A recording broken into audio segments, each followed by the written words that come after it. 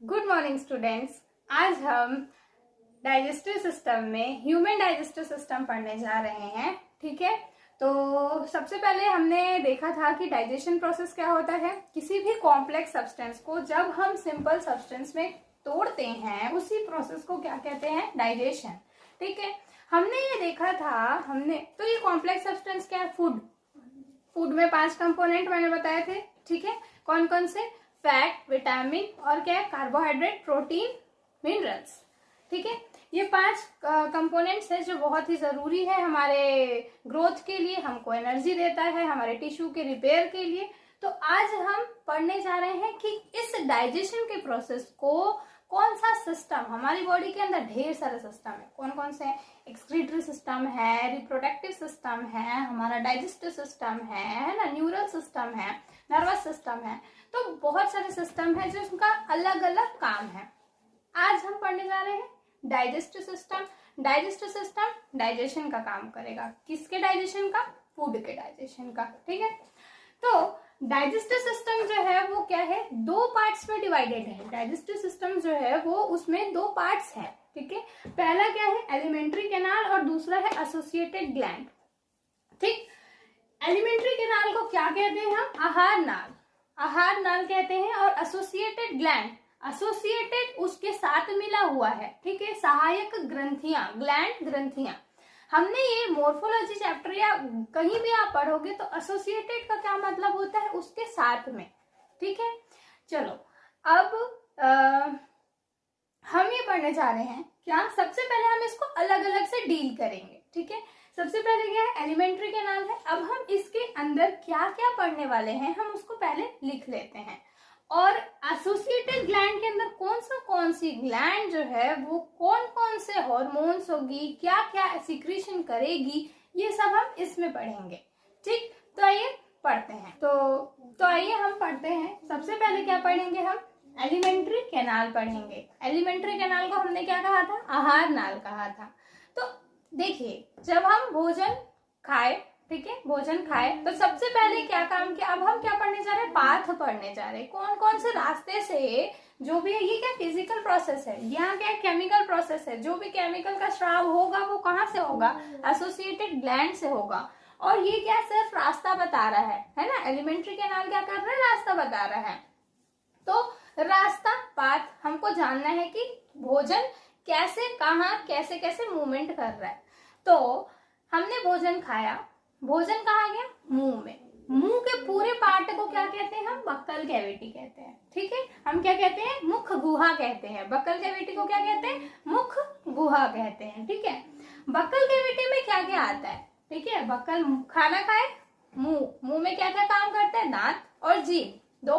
तो हम buccal cavity में 2 चीज पढ़ेंगे। एक, पहला दांत के बारे में पढ़ेंगे, दूसरा क्या पढ़ेंगे, टंग के बारे में पढ़ेंगे। ठीक, अब भोजन निगल लिए, ठीक, चबाए, निगल लिए, कहा, ईसोफेगस। यहाँ पे क्या है, ईसोफेगस। ईसोफेगस में भी पाथ है। ठीक है, ये जो है ये सिर्फ हम क्या है, इसके बारे में पढ़ेंगे। सबसे पहले हमने भोजन खाया, उसके बाद यहाँ पे फेरिंग्स, फेरिंग्स से होते हुए कहाँ पे जाएगा, ईसोफेगस।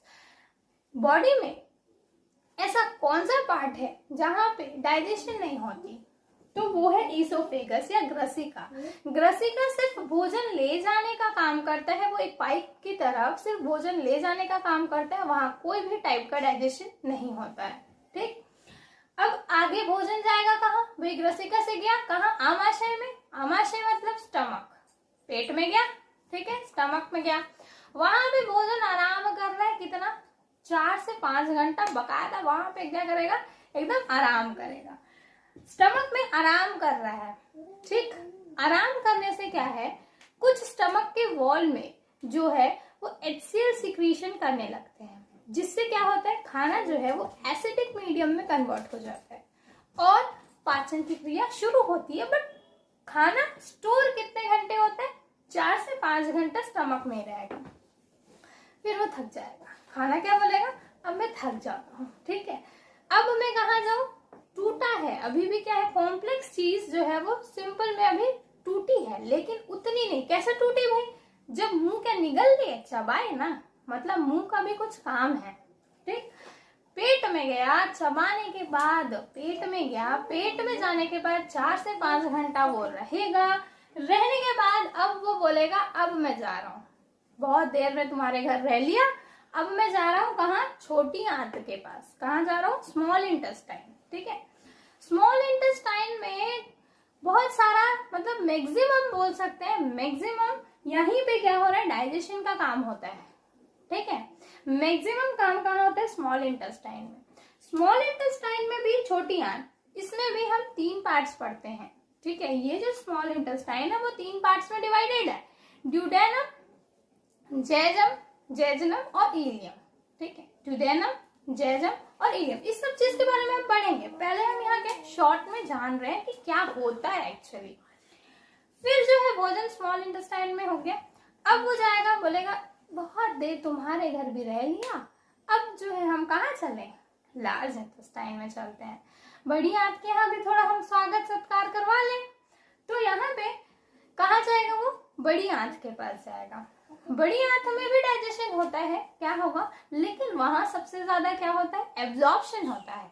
एब्जॉर्प्शन किसका होता है? ड्रग्स का होता है, मिनरल्स का होता है और कुछ पानी का होता है, मैक्सिमम पानी का होता है। तो बड़ी आंत क्या करता है? एब्जॉर्प्शन में बहुत रोल प्ले करता है। फिर अब भोजन जो है अब तो मैक्सिमम क्या हो गया? सिंपलेस्ट सब्सटेंस में कन्वर्ट हो गया, मतलब डाइजेशन की प्रक्रिया पूरी खत्म हो चुकी। अब वो बोलेगा कहाँ से? दिमाग बोलेगा भाई तुम्हारा डाइजेशन, भोजन का टाइम हो गया। अब क्या होगा? दिमाग बताएगा कि तुम्हारा अब रिलीज करो। क्या करो? फीकल मैटर को रिलीज करो। ठीक है, तो फिर वहां पे एनस के थ्रू, एनस के यहाँ पे क्या होता है? रेक्टम में फूड जो है वो स्टोर होता है, एनस क्या करता है? रिलीज करता है फीकल मैटर को। ठीक है, इंसान के पास complete digestive system, digestive system 2 type का होता है, एक इनकम्प्लीट और एक कंप्लीट। ठीक है, इनकम्प्लीट हम कब बोलेंगे? जब सिर्फ एक ओपनिंग होती है, वहीं से खाया वहीं से निकाल दिया, तो क्या हुआ? Incomplete digestive system. Digestive system दूसरे टाइप की कैसी होती है? कंप्लीट, जो हमारे पास है। डाइजेस्टिव सिस्टम जो है कंप्लीट क्या होती है? कंप्लीट जो है उसमें क्या होती है? एंटीरियर ओपनिंग होती है और पोस्टीरियर ओपनिंग होती है। मतलब एक बॉडी में 2 ओपनिंग होगी, एक एक्सेप्ट करने के लिए और एक रिलीज करने के लिए। ठीक है, फूड हम माउथ से एक्सेप्ट करते हैं, रिलीज कहाँ से करते हैं? एनस के थ्रू करते हैं। तो यहाँ पे इसलिए हमारी बॉडी, ह्यूमन की बॉडी क्या है? कंप्लीट डाइजेस्टिव सिस्टम है उसके पास। और भी कई सारे जो है मैमल्स के पास कंप्लीट डाइजेस्टिव सिस्टम होता है, लेकिन अमीबा हो गया, ऐसे लोग जो क्या है, एक ही उनके पास क्या है? ओपनिंग, जो एक्सेप्ट और रिलीज करने के लिए एक ही ओपनिंग है, तो उनके पास क्या है? Incomplete digestive system. चलो आते हैं वापस। हमने क्या देखा कि एनस से क्या होगा? रिलीज होगा।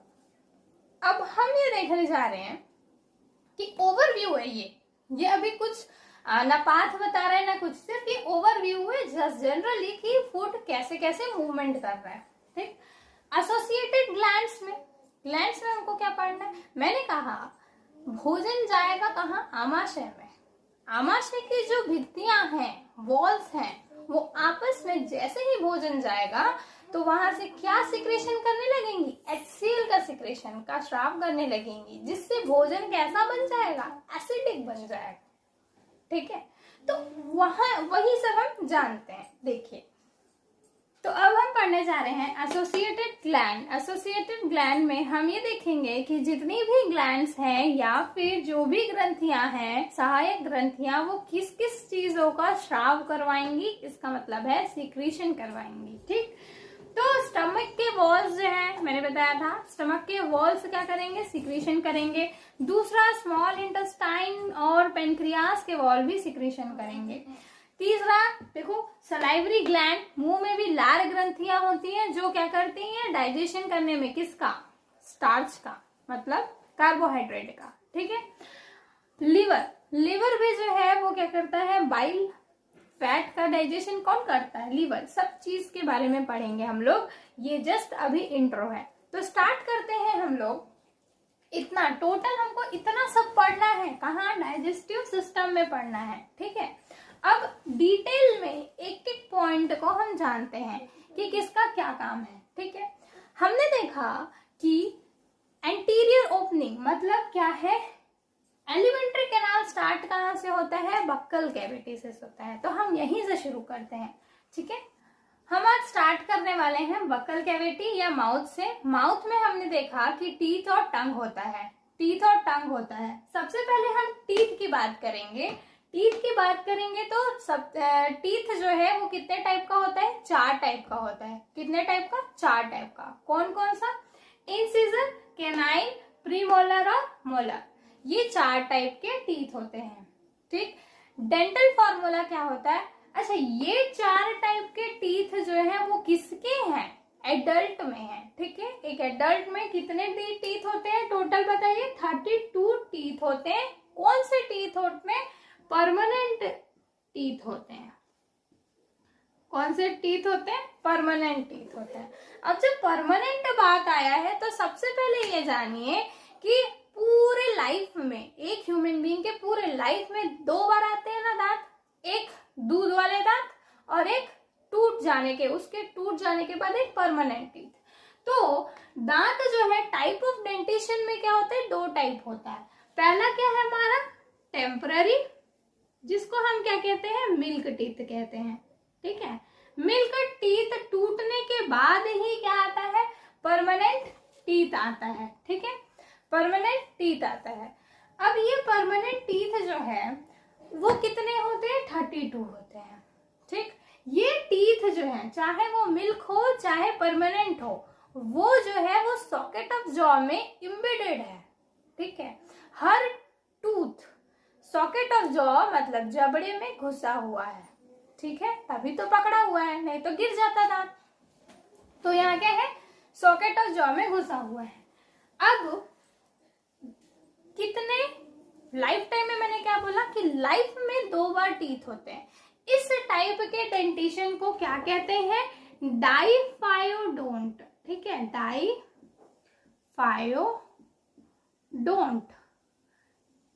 Type of dentition which arises 2 times in a life time, उसको क्या कहते हैं हम, डाइफायोडोंट कहते हैं। ठीक है, अब मैंने बताया बड़े हो गए, हम बड़े हो गए, कितने दांत हैं, 32 दांत हैं। कौन कौन से टाइप के दांत हैं, इंसिजर, कैनाइन, प्रीमोलर और मोलर। भाई इसका कुछ फॉर्मूला भी तो है, नीचे एक फिक्स अमाउंट गिनोगे तो नीचे भी उतना ही आएगा और ऊपर का गिनोगे तो ऊपर भी उतना ही आएगा। तो कुछ फॉर्मूला है, किसी ने दिया है ना, बायोलॉजिस्ट ने दिया।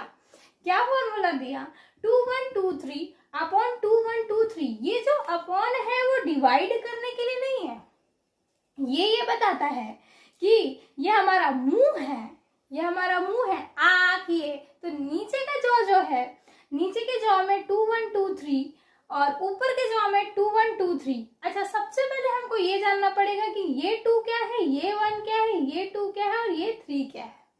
तो ये 2 क्या है, इंसिजर। ठीक, ये कैनाइन क्या है, ये जो ये 1 क्या है, कैनाइन है। ये क्या है, प्रीमोलर। तो प्रीमोलर कितने होंगे हमारे पास, 2 होंगे, लोअर जॉ में 2 होंगे। ठीक, और जो है मोलर का कितना है, मोलर जो है वो 3 होगा। सेम ऊपर भी है, सेम ऊपर भी है, क्या ये आई हो जाएगा, ये कैनाइन हो जाएगा, ये प्रीमोलर और ये मोलर। क्यों, क्योंकि डेंटल फॉर्मूला। इसी को अगर ऐसे, इसको ही डेंटल फॉर्मूला को अगर कंफ्यूजन लगता है तो हम कैसे याद करते हैं, 2 1 2 3 अपॉन 2 1 2 3। ठीक है, यहाँ पे इंसिजर, यहाँ कैनाइन, यहाँ प्रीमोलर, यहाँ पे मोलर। ठीक है, सेम यहाँ इंसिजर, कैनाइन, प्रीमोलर और मोलर। अगर आप काउंट करोगे तो सबको तो सम अप करना है, 2 + 1 + 2 + 3 अपॉन 2 + 1 + 2 + 3।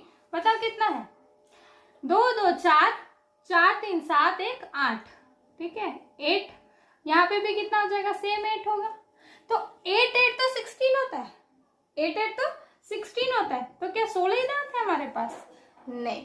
इसको क्या है, इस फॉर्मूले को आप कहीं कहीं देखे होंगे किसी किसी बुक में, वहां क्या लिखा होता है कि भाई 2 टाइम पे है ना, हमारे पास 2 जॉ है, इसीलिए इंटू बनेगा किससे, ये देखो, अगर कहीं फॉर्मूला, डेंटल फॉर्मूला ऐसा लिखा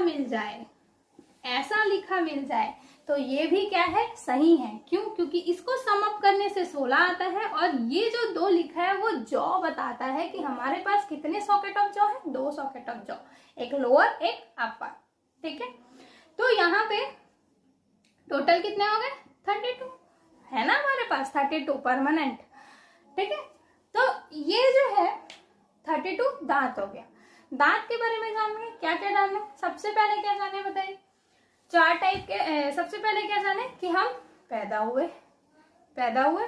तो दांत नहीं था, फिर क्या हुआ, मिल्क टीथ आया, दूध के दांत है, थोड़े दिन बड़े मजे किए, फिर दांत टूट गए, टूटने के बाद फिर से दांत आए।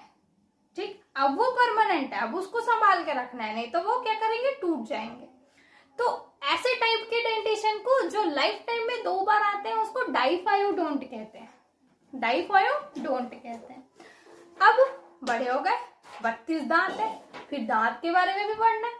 तो 4 टाइप के दांत है, इंसिजर, कैनाइन, प्रीमोलर और मोलर।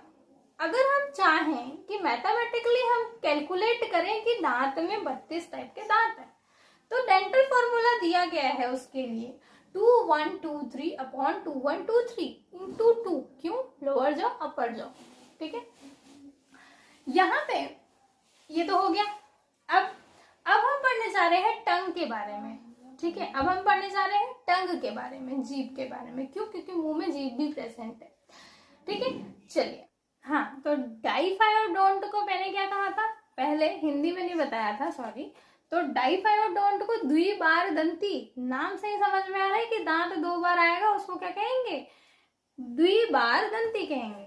अब हम पढ़ने जा रहे हैं किसके बारे में, जीभा के बारे में। किसके बारे में, टंग के बारे में। ठीक है, टंग क्या है, एक मस्कुलर ऑर्गन है जो फ्रीली मूव करता है, लेकिन किसी एक चीज से अटैच होता है। उस चीज का नाम क्या है, फ्रेनुलम।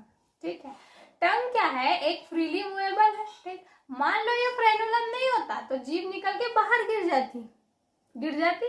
इसलिए ये जो फ्रेनुलम है वो क्या कर रहा है, वो टंग को पकड़ के रखा है। पूरी जगह मूव कर सकती लेकिन बाहर नहीं गिर सकती। क्यों? क्योंकि वो अटैच्ड होती है, attached to the floor of the oral cavity, माने मुंह के पूरे ओरल कैविटी मुंह के फ्लोर पे अटैच होता है, जिसके कारण ये नीचे नहीं गिर पाती। ठीक है, तो टंग फ्रीली एक मूवेबल मस्कुलर ऑर्गन है। मस्कुलर क्यों बोल रहे हैं यहाँ पे, मस्कुलर क्यों बोल रहे हैं, क्योंकि कोई बोन प्रेजेंट नहीं है, मस्कुलर मसल से बनी हुई है। ठीक है, अब कहाँ अटैच है, ओरल कैविटी के फ्लोर पे। ठीक है, फ्रेनुलम, जिसके कारण टंग गिरती नहीं है, फ्रीली मूवेबल करती है। अब टंग का स्ट्रक्चर अगर हम देखेंगे तो यहाँ पे क्या होते हैं, कुछ ऐसे पोर्स होते हैं, स्मॉल प्रोजेक्शंस होते हैं, जिनको क्या कहते हैं, हम टेस्ट बर्ड कहते हैं। इस स्मॉल प्रोजेक्शन को हम क्या कहते हैं, पेपिलियाई कहते हैं। और इस पेपिलियाई में क्या है, टेस्ट बर्ड्स हैं। ये स्मॉल प्रोजेक्शंस हैं जिनको हम क्या कह रहे हैं, पेपिलियाई कह रहे हैं। और ये जो डॉट डॉट है वो क्या है, टेस्ट बर्ड्स हैं। ठीक है, टेस्ट बर्ड्स हैं।